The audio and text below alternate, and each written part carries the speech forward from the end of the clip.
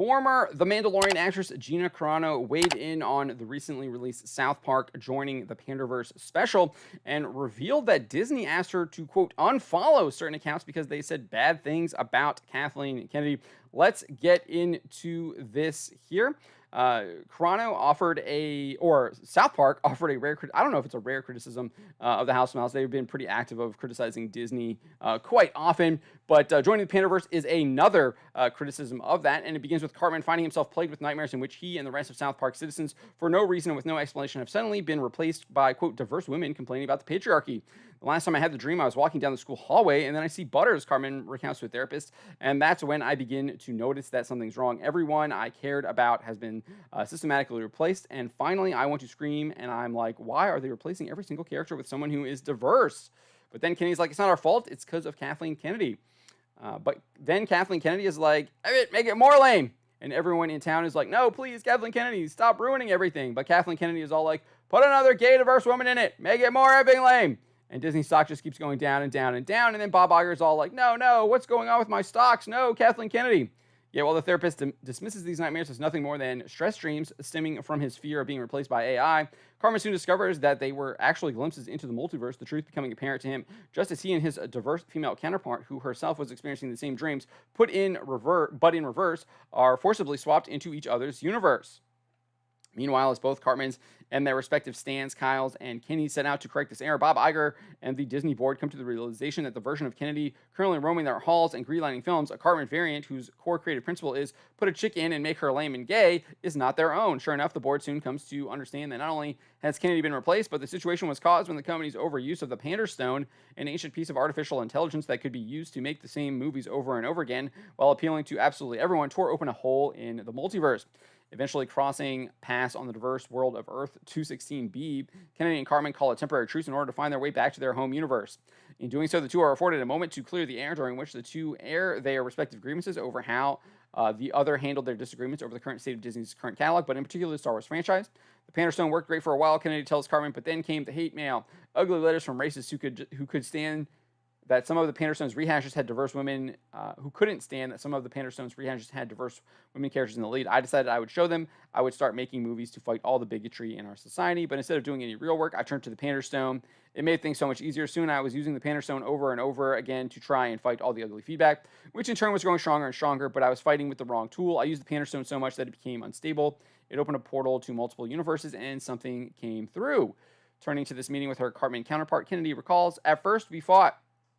I tried to send it back to its universe, but it got the upper hand. It was able to instead to send me to this universe out of its way so it could thrive in ours. Surprisingly, rather than vitriol, Cartman instead meets Kennedy's story with acceptance, admitting that's actually the best explanation I've heard as to why Disney movies all suck now. I understand that maybe you were trying to make a difference, Kathleen, he tells the producer, but you have to admit the last few movies you've shit out have been real stinkers.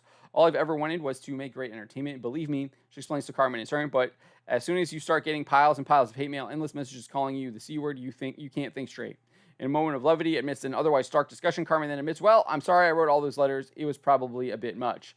Kennedy then attempts to reassure Cartman, no, I got like 10,000 letters a day, to which he corrects, I was doing more like 12,000 to 13,000, especially after the new Indiana Jones came out.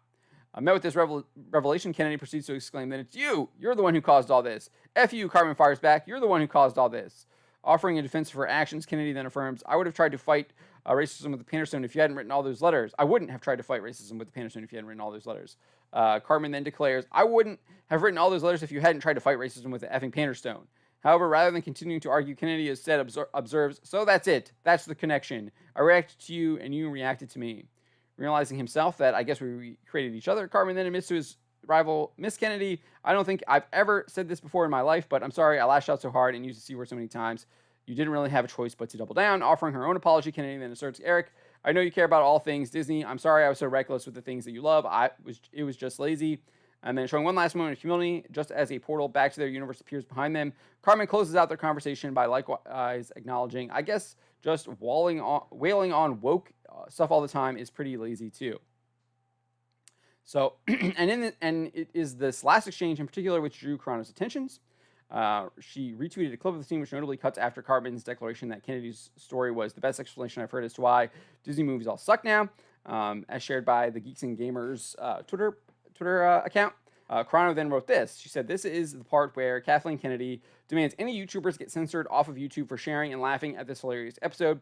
She'll have YouTube disable the thumbs down option because of the ratio she'll receive. Then she'll have her publicist, Ghouls, make sure Variety and Hollywood Reporter run hit pieces about the South Park creators and their family, smearing their names through every useful idiot she has under her thumb who would sell their soul to work for Lucasfilm. She'll activate her online mob to repeat that the South Park creators are racist, bigot, transphobes, and demand that the South Park creators publicly apologize by only using words she approves of. And finally, she'll demand they subject themselves to a re-education course of 45 people in the LGBTQ community Zoom call to sit there and listen about how badly they got their feelings hurt all over a little boop of a South Park episode. But maybe, just maybe, the jig is up."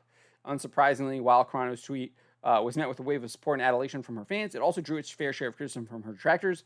One such critique, though brief, came from the official Twitter account for the Around the Galaxy podcast, wherein its administrator informed their followers, "In case you were wondering, Gina Carano has lost her mind."